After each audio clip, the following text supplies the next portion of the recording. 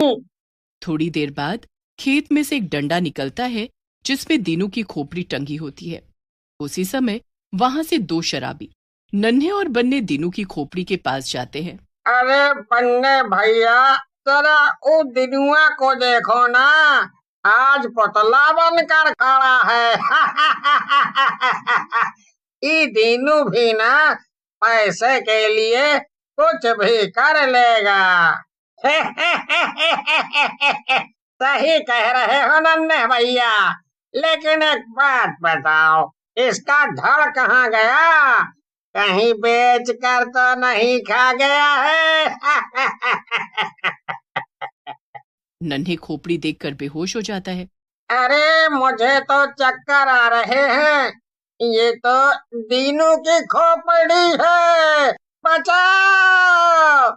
नन्हे के बेहोश होने के बाद बन्ने वहां से भाग लेता है और दीनू की बीवी रजनी के पास पहुंचता है और बोलता है, अरे रजनी भाभी, गजब हो गया गजब। मैंने तो आज पता नहीं क्या देख लिया था, है? बहुत ही डरावना था। बन्ने की बात सुनकर रजनी को गुस्सा आ जाता है और वो बोलती है, एक तो बन्ने भैया तुम ना दारू पीकर मत आया करो हमारे यहाँ, बिल्कुल सुअर जैसे लगते हो दारू पीने के बाद, और आपके मुंह से भी गटर जैसी बदबू आती है। रजनी की बात सुनकर बन्ने बोलता है, गुस्सा बाद में करना रजनी भाभी, पहले मेरी बात सुनो जो मैं बताने आया हूँ। ऐसा कहकर बन्ने रजनी को दीनू के बारे में बताने लगता है। बन्ने की बात सुनने के बाद रजनी भागती हुई खेतों में पहुंचती है। गांव वाले भी वहां आ जाते हैं।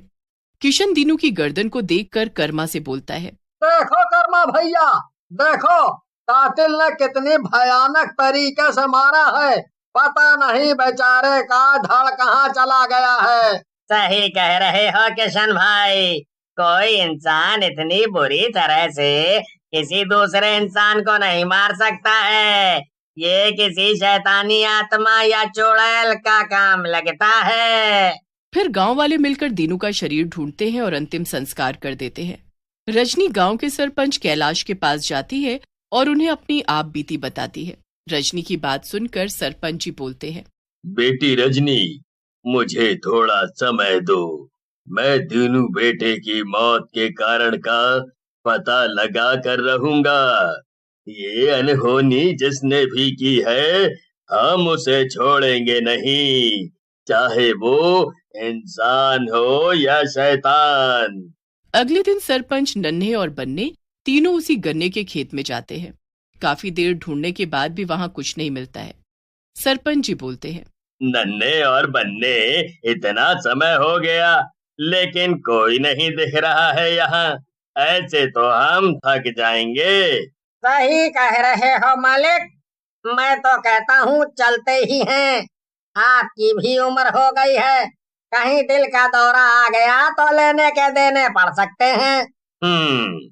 वैसे मैं तो कहता हूँ इस खेत को ही आग लगा देते हैं, जो कोई भी होगा इस खेत में जल जाएगा।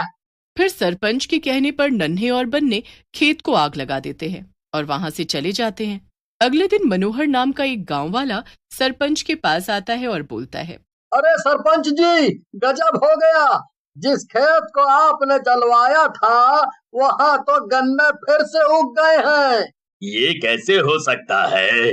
मैंने तो खुद ही आग लगवाई थी, मैं खुद चल कर देखता हूँ। ऐसा कहकर सरपंच मनोहर के साथ जाता है। रास्ते में उसे नन्हे और बन्ने मिल जाते हैं। चारों खेत के पास पहुंचते हैं। वहां सचमुच में गन्ने के लहलहाते खेत होते हैं।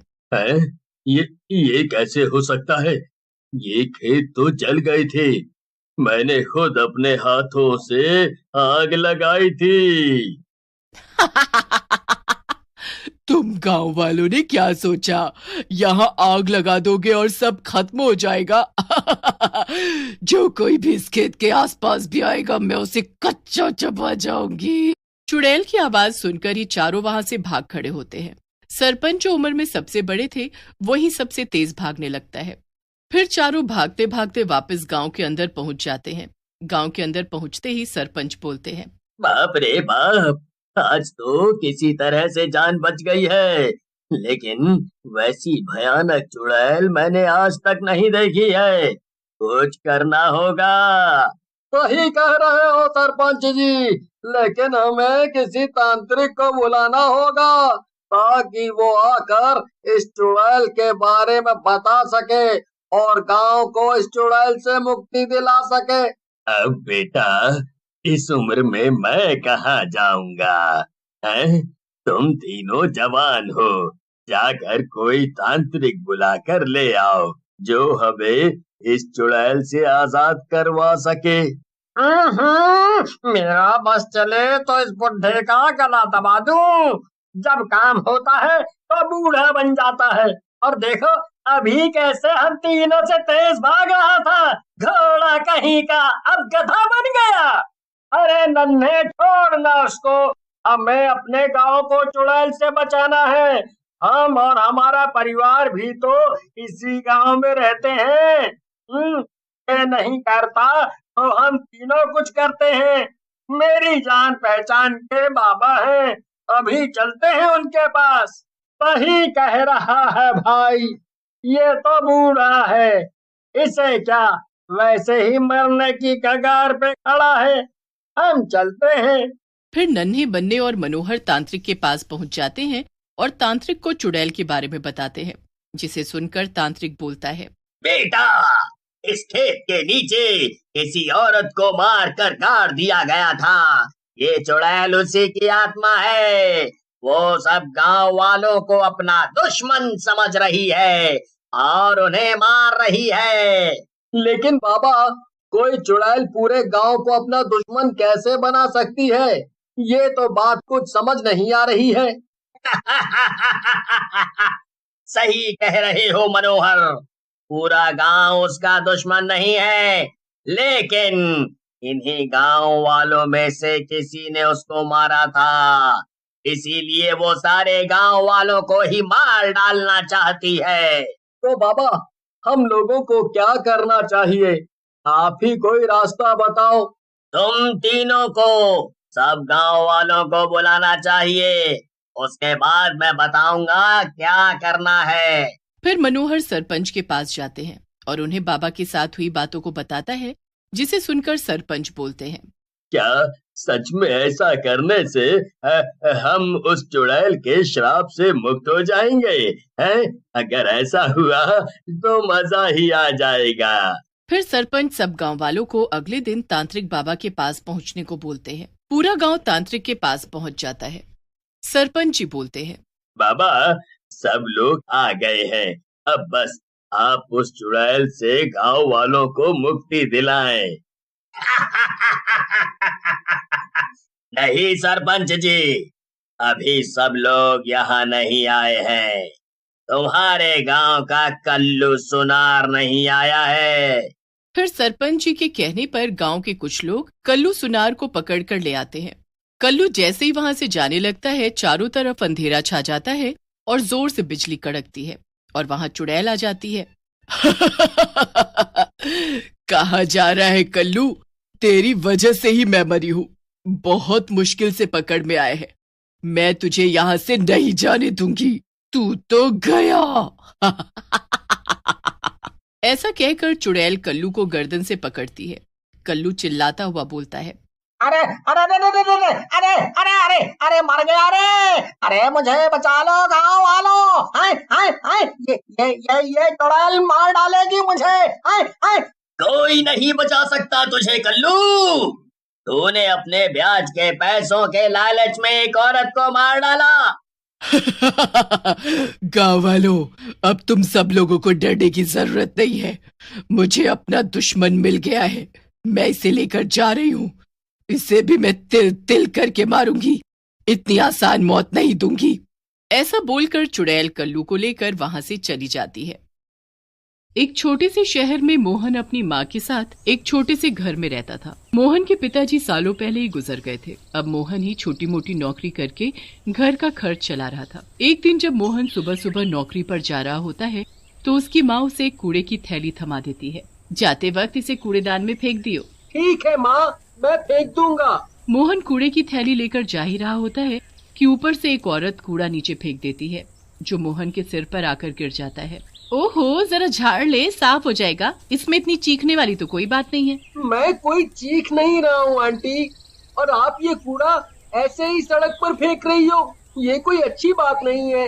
हमें कूड़ा कूड़ेदान में ही फेंकना चाहिए। अब तू मुझे ज्यादा ज्ञान मत दे। इतना ही सफाई वाला बन रहा है ना, तो कल से मेरे घर से भी कूड़े की थैली ले जाइयो। आया बड़ा।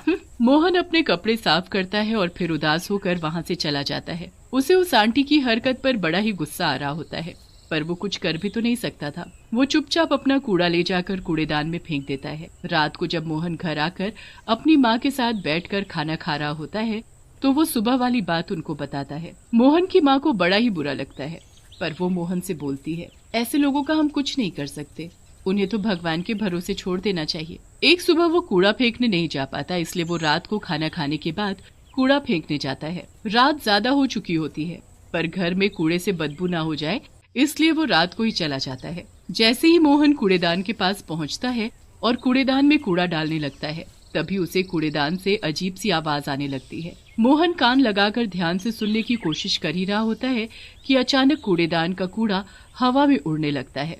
मोहन ये सब देखकर बड़ा ही घबरा जाता है। हे भगवान, ये सब क्या हो रहा है? भागो यहाँ से। मोहन वहाँ से उल्टे पांव घर की तरफ भागने लगता है और एक बार भी पीछे मुड़कर देखने की हिम्मत नहीं करता। घर जाकर जब मोहन की माँ उसे ऐसे हाँफते हुए देखती है तो घबरा जाती है। क्या हुआ मोहन, ऐसे क्यों हाँफ रहे हो? मोहन इस बारे में किसी को नहीं बताता।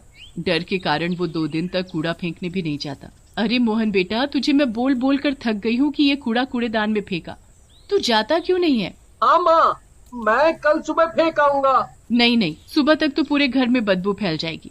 तू अभी के अभी जा और कूड़ा फेंक कर आ। मोहन बहुत कोशिश करता है, पर उसकी माँ उसकी एक नहीं सुनती। मोहन को रात को ही कूड़ा फेंकने जाना पड़ता है। वो थोड़ा डरा हुआ होता है, पर फिर भी जैसे तैसे करके वो कूड़ा फेंकने जाता है। मोहन कूड़े की थैली कूड़ेदान में डाल ही रहा होता है कि अचानक कूड़ेदान से एक हाथ बाहर आता है और मोहन की तरफ बढ़ने लगता है। मोहन ये देख बड़ा ही घबरा जाता है और डर के मारे जोर से चिल्ला पड़ता है। हे भगवान, ये इस कूड़ेदान में कौन है? मुझे तो ये कोई भूत लग रहा है। मोहन वहाँ से भागने ही लगता है कि भूत मोहन का हाथ पकड़ लेता है। अब मैं तुझे कहीं नहीं जाने दूंगा। भूत, मैंने तुम्हारा क्या बिगाड़ा है?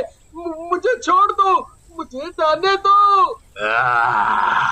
बिगाड़ा तो तुम सब ने है, ऐसे कैसे मैं तुमको जाने दूं? पर मैंने किया क्या है? मेरी गलती क्या है? मैंने तुम्हारा क्या बिगाड़ा है? मोहन चिल्लाता रह जाता है, पर भूत उसका हाथ नहीं छोड़ता। वो मोहन को उठाकर कूड़ेदान के बाहर पड़े कूड़े के ढेर में फेंक देता है। मोहन जैसे तैसे बाहर निकलने की कोशिश करता है, पर भूत उसे बार बार कूड़े में फेंक देता। मोहन जैसे तैसे बचकर घर भागता है और अपनी माँ को सारी बात बताता है। मोहन की माँ को मोहन की बात पर जरा भी यकीन नहीं होता कि कूड़ेदान में कोई भूत है, पर 2 दिन बाद उसे यकीन हो ही जाता है जब रात को एक आदमी के चिल्लाने की आवाज आती है। उस आदमी के चिल्लाने की आवाज से मोहल्ले वाले घर के बाहर निकल आते हैं। अरे रमेश, क्या हुआ, क्यों चिल्ला रहे हो? और ये तुम्हारे शरीर पर इतना कूड़ा क्यों चिपका हुआ है? मैं अभी कूड़ेदान में कूड़ा फेंकने गया तो वहाँ मैंने कूड़ेदान में एक भूत देखा। बहुत ही डरावना था। उसके लंबे लंबे नाखून और भयानक शक्ल। हाँ, वो शक्ल मैं भूल नहीं पा रहा। उसने मुझे पकड़ने की कोशिश की, पर जैसे तैसे मैं वहाँ से भाग निकला। अरे भाई रमेश, कैसी बातें कर रहे हो? कूड़ेदान में कहाँ से भूत आ गया है? कूड़ेदान में कोई भूत रहते हैं क्या? रमेश की हालत और उसकी बात सुनकर सब उस पर हंसने लगते हैं। किसी को भी उस पर यकीन नहीं होता, पर मोहन को पता होता है कि वो सच बोल रहा है। और मोहन की माँ को भी उस रात भूत की बात पर। रमेश, हमें तुम पर यकीन है, अब तुम घर जाओ और नहा लो। घबराओ मत, तुम्हें कुछ नहीं होगा। और अब से तुम रात को कभी कूड़ा डालने मत जाना, भूत हमेशा रात को ही आते हैं। शुक्र है किसी ने तो मेरी बात पर यकीन किया। रमेश घर चला जाता है। मोहन और मोहन की माँ भी घर के अंदर चले जाते हैं। और उस भूत के बारे में बात करने लगते हैं। आखिर वो भूत चाहता क्या है और वो एक कूड़ेदान में क्यों रहता है? जब मैंने उससे बोला था कि मैंने तुम्हारा क्या बिगाड़ा है, तो उसने बोला था कि तुम सबने बिगाड़ा है। मतलब हमारे मोहल्ले में रहने वाले लोगों की वजह से ही उसे कुछ हुआ था और वो मरकर भूत बन गया। हाँ, और अब वो सबको परेशान करके सबसे अपनी मौत का बदला लेना चाहता है। पर इस समस्या का अब हल कैसे निकलेगा? हमें कुछ तो करना चाहिए ना? हाँ, बिल्कुल करना चाहिए। कल हम सब मोहल्ले वाले मिलकर इस पर बात करेंगे। अगले दिन मोहन की माँ सबको इकट्ठा करके सबसे बात करने जाती है, पर कोई भी उसकी बात पर यकीन ही नहीं करता। अगर तुम लोगों को हमारी बातों पर यकीन नहीं है तो एक काम करो, आज से सब रात को कूड़ेदान में कूड़ा फेंकना शुरू कर दो। फिर तुम्हें खुद पता चल जाएगा कि कूड़ेदान में भूत है कि नहीं। इस मोहल्ले में कूड़ेदान पर कूड़ा फेंकने जाता ही कौन है? और जो जाते हैं वो सुबह काम पर जाते वक्त फेंक देते हैं। तभी तो आपका सामना कभी उस भूत से नहीं हुआ। अब कोई वहाँ रात को जाकर दिखाओ, फिर बोलना कि वहाँ कोई भूत नहीं है। आप इतना बोल रही हो तो चलो, आज रात मैं ही चली जाऊंगी कूड़ा फेंकने उस कूड़ेदान में, और आपको झूठा साबित भी कर दूंगी। अब रात का सबको बड़ी बेसब्री से इंतजार होता है। जैसे ही रात होती है, सावित्री कूड़ा लेकर कूड़ेदान में फेंकने चल देती है। जैसे ही वो कूड़ेदान में कूड़ा फेंकने लगती है, वैसे ही भूत उसका हाथ पकड़ लेता है। बचाओ, बचाओ, कोई बचाओ मुझे, यहाँ तो सच में भूत है, कोई है क्या यहाँ? सावित्री बहुत चिल्लाती है पर वहाँ कोई भी नहीं आता। सावित्री डर के मारे बेहोश हो जाती है। काफी देर तक जब सावित्री वापस नहीं आती तो कुछ लोग उसे देखने जाते हैं। उनको सावित्री वहाँ कूड़ेदान में बेहोश पड़ी मिलती है। सब उसे कूड़ेदान से बाहर निकालते हैं और वहाँ से ले जाते हैं। होश आने पर सावित्री बताती है कि उसने सच में एक भूत को देखा। अब मोहल्ले वालों को आखिरकार यकीन हो ही जाता है कि सच में कोई भूत कूड़ेदान में रहता है। अब तो हमें किसी को बुला लेना चाहिए, वरना जाने ये भूत आगे क्या करेगा। हाँ, कल हम इस भूत का अंत करके रहेंगे। अगले दिन सब लोग एक पंडित को लेकर आते हैं और उनको सारी बात बताते हैं। पंडित जी रात को उन लोगों के साथ कूड़ेदान पर जाते हैं। जरा अब बाहर आकर दिखा, मैं भी तो देखूं कौन सा भूत है यहाँ। पंडित की आवाज सुनकर भूत गुस्से में लाल वहाँ आ जाता है।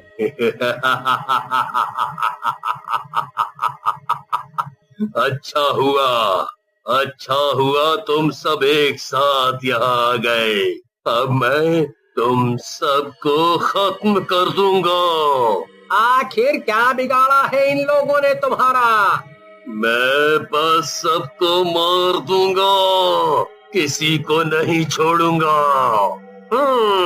लगता है तुम ऐसे नहीं मानोगे। पंडित जी अपने थैले से भभूत निकालकर उस भूत पर फेंकते हैं। भूत बुरी तरह चिल्लाने लगता है और सब सच सच बोलने लगता है। ये मेरे ऊपर मत डालो, मैं सब सच बताता हूँ, सब सच बताता हूँ। मैं भी इनके मोहल्ले में रहने वाला इन्हीं में से एक आम आदमी था, जो सुबह नौकरी पर जाता और रात को खाना खाकर सो जाता। इस मोहल्ले के लोग कहीं भी कूड़ा कचरा फेंका करते थे, जिसके लिए मैं हमेशा इनको टोकता रहता था, पर कोई मेरी नहीं सुनता था।